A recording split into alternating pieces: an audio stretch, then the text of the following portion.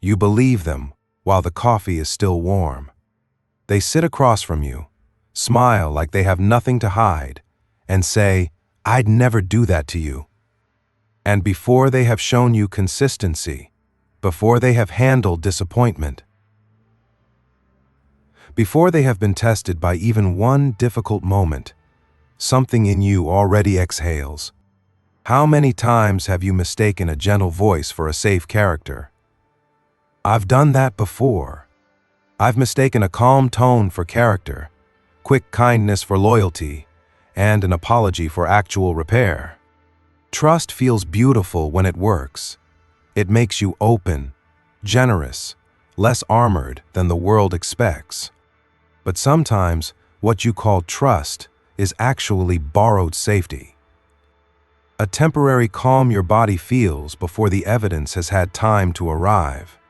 So the deeper question is not, why are you so trusting? It's harder than that. What are you hoping trust will protect you from seeing too early? It can happen in the first 10 minutes. Someone listens closely. They laugh at the right moment. They remember one detail you barely expected them to notice. Maybe you're sitting in a diner booth with the little paper napkin stuck to the bottom of your cup, or standing outside work while the parking lot lights buzz overhead, and suddenly you feel lighter around them. You don't call it trust yet. You call it a good feeling. You call it chemistry. You call it I don't know. They just seem different. And maybe they are different. But quick warmth is not the same thing as safety. Warmth is a moment. Safety is a pattern. That distinction matters because many people who trust easily are not blind to danger. Often, they are sensitive. They notice tone changes. They feel tension before anyone names it. They can tell when a room turns cold. But when someone finally feels easy, when a conversation doesn't make them brace, the body can confuse relief with evidence. That is borrowed safety. It is not fake. Your body really does feel calmer. Your breath really does loosen. Your shoulders really do drop. But the feeling is borrowed from the moment, not earned by the person yet. I have sat across from someone and felt so relieved that I wasn't being judged that I forgot to ask whether they had shown consistency. My body relaxed, and I treated relaxation like proof. The mind loves shortcuts when emotion is strong. It does not always wait for a full pattern. Sometimes it grabs the nearest feeling and calls it truth. One warm conversation becomes a verdict. One steady voice becomes evidence. One comfortable hour becomes a story you start trusting too early. The private behavior is easy to miss. You tell them too much too soon. You answer the personal question because it feels rude not to. You ignore the tiny pause after they make a joke at someone else's expense. You explain away the first inconsistency because you don't want to ruin the softness you finally feel. That does not make you foolish. It means your trust may be moving faster than your evidence. A better question is not, do they feel safe? A better question is, do they remain safe when I stop being easy? Because borrowed safety always feels good at the beginning. Real safety only proves itself when comfort is no longer guaranteed.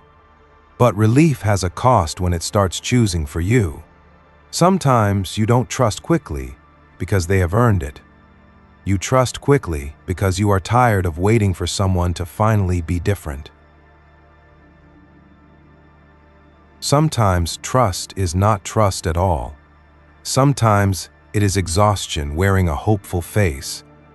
Not the deep training of childhood yet, not the old family rule, just the immediate fatigue of being a person who has had to scan too many rooms, read too many tones, and wonder too many times whether kindness was real. You get tired of doubting people, tired of reading tone, tired of wondering who is safe and who is performing. tired of walking into every new connection with one hand quietly on the emotional exit door. So when somebody arrives with open arms, steady eye contact, and the kind of voice that makes the room feel less sharp, you want to believe, not halfway, fully. There is a quiet ache underneath that. A person who trusts everyone easily may be carrying an old hope. Maybe this time I won't have to protect myself so much. Maybe this time I can skip the guarded stage. Maybe this person will prove I was right to stay soft. That hope can be beautiful. It can also become expensive. This is less about a lifelong flaw and more about a fast body reaction. When closeness has felt uncertain before, quick acceptance can feel like rescue. Not because you are desperate, not because you have no standards, but because the nervous system recognizes relief and wants to keep it. The jaw unclenches, the chest loosens, the mind whispers, finally. So you do not just trust the person in front of you, you trust the story they seem to promise. Maybe they compliment your honesty, and suddenly you start telling them painful things you usually keep behind locked teeth. Maybe they say, "I'm not like other people," and part of you wants that to be true so badly that you stop checking. Maybe they make one generous move, and your mind turns it into a whole personality. I once heard someone say the right thing at the exact moment I needed to hear it, and I let that sentence become a character reference. I didn't realize until later that words can be beautiful and still not be load-bearing. That is the relief trap. The easiest people to trust are not always the safest people. Sometimes they are the people who make you feel, for a moment, that the old disappointment might finally be over. This does not mean kindness is suspicious. Kindness is real. Good people do exist. But a healthy heart does not need to turn a first chapter into a whole book by midnight. Trust should be allowed to breathe. It should collect receipts quietly. It should watch what happens when someone is inconvenienced, corrected, disappointed, or told no. Because when you want someone to be different badly enough, you may start editing out the evidence that they are not. And the editing usually begins with the small things your body noticed before your mind was ready to admit them. There is a particular kind of self-betrayal that looks like being understanding. They cancel twice, and you say they are busy. They make a cutting comment, and you decide they were stressed. They borrow your time, your attention, maybe your money, and you tell yourself they had a rough week. Your stomach notices something before your mouth does. A small drop, a little heat in the face, a tightening around the jaw. But then your mind rushes in with a defense attorney's brief. They didn't mean it. They've been through a lot. Everyone deserves grace. Maybe I'm overreacting. Grace is important. But grace without discernment becomes a doorway people can walk through with muddy shoes. In real life, this is what happens when your empathy moves faster than your self-protection. You understand their pressure before you admit your own discomfort. You imagine their reasons before you name your own hurt. You become fluent in their pain while staying almost silent about yours. And because you are good at imagining reasons, you become good at excusing patterns. I have learned the hard way that a reason is not the same as repair. Someone can have a reason for hurting you and still be responsible for what they do next. Someone can have a painful history and still need to treat people with care. Understanding the wound does not require volunteering to become the bandage. The private behavior here may show up in your phone notes. You type out what bothered you, read it twice, then delete it because it sounds too dramatic. Or You rehearse a calm sentence while rinsing a coffee mug, then never say it. You don't want to seem cold. You don't want to misjudge someone. You don't want to become the kind of person who assumes the worst. That tenderness is part of your goodness. But tenderness needs a spine. Here is one sentence worth keeping. Do not explain a red flag faster than the person is willing to address it. If they keep repeating the behavior while you keep supplying the empathy, the relationship becomes a court where you are both the injured person and the lawyer defending the injury. That is the moment borrowed safety starts asking you to betray yourself. The first warm feeling becomes something you keep trying to protect, even when new evidence asks you to slow down. And the painful part is, you may start protecting the version of them you hoped for more than the version of them standing in front of you. Once that happens, trust stops being generosity. It becomes avoidance of a truth your body already touched. Some people trust easily because they are open-hearted. Some trust easily because conflict feels unbearable. There is a difference. If saying, "I'm not sure I believe you yet," makes your throat go dry. If asking one follow-up question feels rude, if checking someone's story makes you feel guilty, then trust may be doing a job for you. It may be helping you avoid the discomfort of doubt. Doubt sounds harsh, but healthy doubt is not cruelty. It is the pause that allows reality to catch up with emotion. A person who fears conflict may treat trust like a shortcut to peace. If I believe them, we don't have to have a hard conversation. If I ignore the inconsistency, the room stays calm. If I say, "It's okay," nobody has to feel uncomfortable. On the outside, you look easygoing. Inside, your shoulders are carrying information you refused to speak. This connects to avoidance learning. When you avoid a difficult conversation, you get immediate relief. Your breathing settles. The tension drops. The other person stays pleased with you.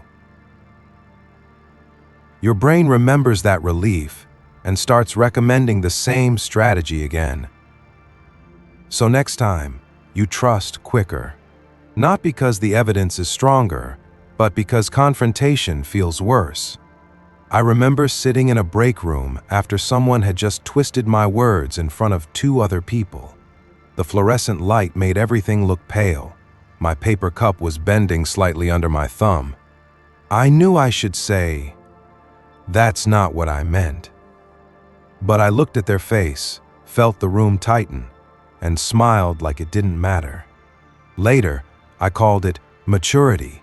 It was fear with good manners. If you've ever sat in a room and smiled when you should have spoken, you can leave a few words in the comments. You're not the only one. The uncomfortable truth is that some people will benefit from your fear of making things awkward. Not always on purpose, not always maliciously, but if you never challenge unclear behavior, the relationship learns that your discomfort is negotiable. Cynicism says, "People will hurt me, so I won't open." Discernment says, "People may be good, but I will let time show me how safe they are." That difference matters. Trust does not mean you never ask questions. Trust means questions can be asked without punishment. If a relationship can only survive when you stay quiet, it is not trust. It is compliance dressed as peace. And maybe this is where the deeper wound starts to appear. Maybe you are not just avoiding conflict. Maybe you learned long ago that being easy to trust made you easier to keep around. You may not have been taught to be trusting. You may have been taught to be convenient. That is different from exhaustion. Exhaustion makes you lower your guard for a night. Training teaches you to lower it before you even notice you had one. Easy to reassure. Easy to redirect. easy to silence with one explanation, easy to call too sensitive until you start doing the work for them. A child does not wake up one morning and decide to distrust their own discomfort. Usually, they are trained out of it in small, ordinary ways, often by families or environments where being agreeable was safer than being accurate. Don't be dramatic. Give them another chance. Stop making it a big deal.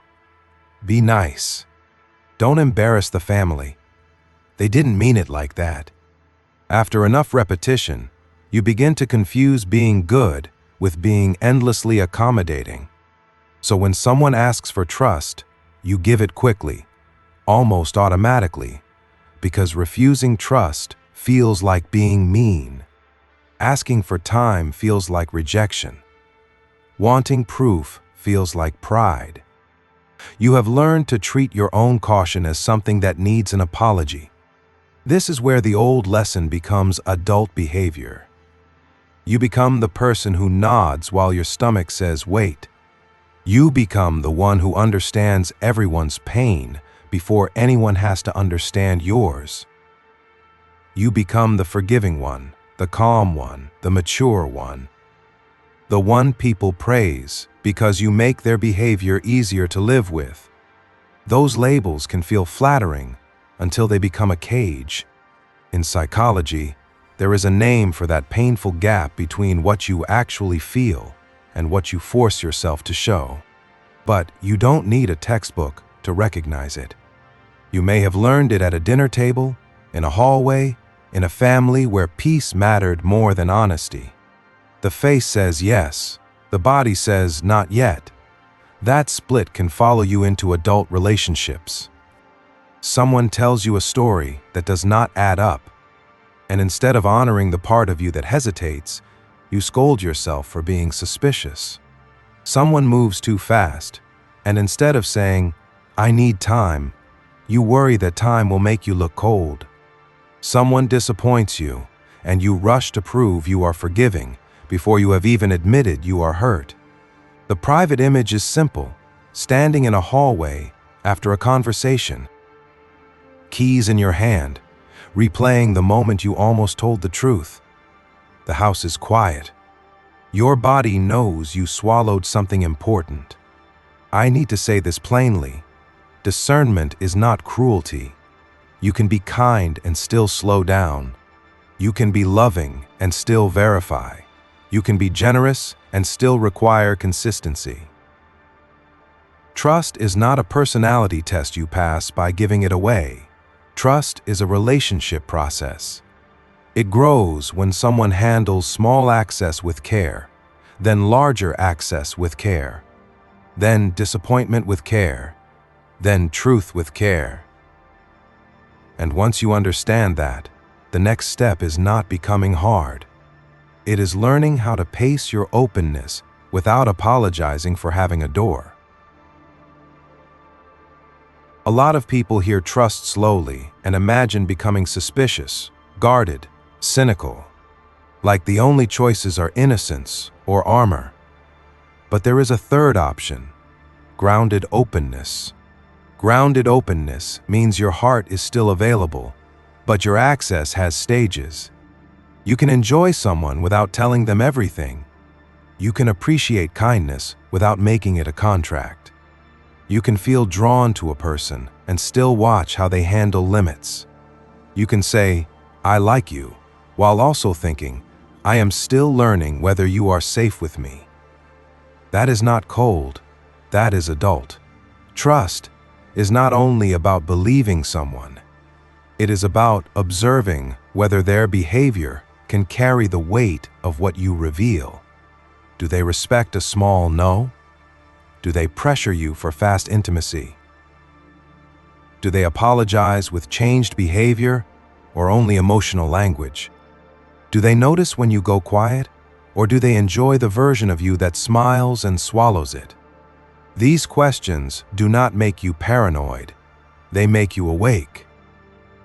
Your body may sense something important, but your body can also confuse familiarity with safety, intensity with closeness, relief with proof. That is why slow trust matters. It gives your nervous system time to update. Maybe that looks like waiting before sharing the deepest part of your story. Maybe it means asking one clarifying question instead of nodding along. Maybe it means noticing whether their words and actions stay married after the room gets uncomfortable. I like soft people. I trust soft people more than hardened ones, honestly. But softness without pacing becomes exposure. You are not required to hand your inner life to everyone who knows how to sound gentle. A simple practice is to divide trust into rooms, basic politeness for strangers, small honesty for acquaintances, deeper access for people who show consistency, vulnerability for those who can handle truth without using it later as a weapon. You are not closing the door. You are building a porch, a living room, and a locked bedroom. Not everyone gets the same key. You no longer have to decide whether someone is good or bad immediately. You only have to decide what level of access their behavior has earned so far. Then trusting becomes less about fear and more about self-respect. The next time someone feels safe too quickly, don't shame the part of you that wants to believe.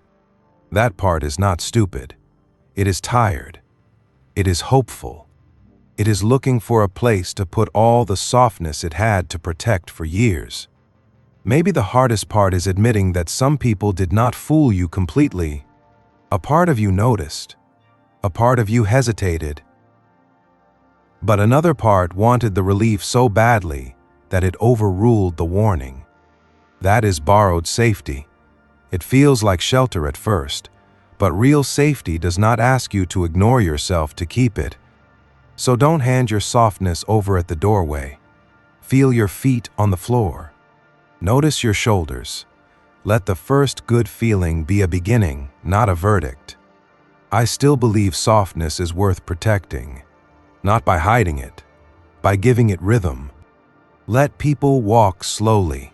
Let consistency knock more than once. Let trust grow roots before it becomes shelter. Write this down if you need to. My softness is still mine to protect.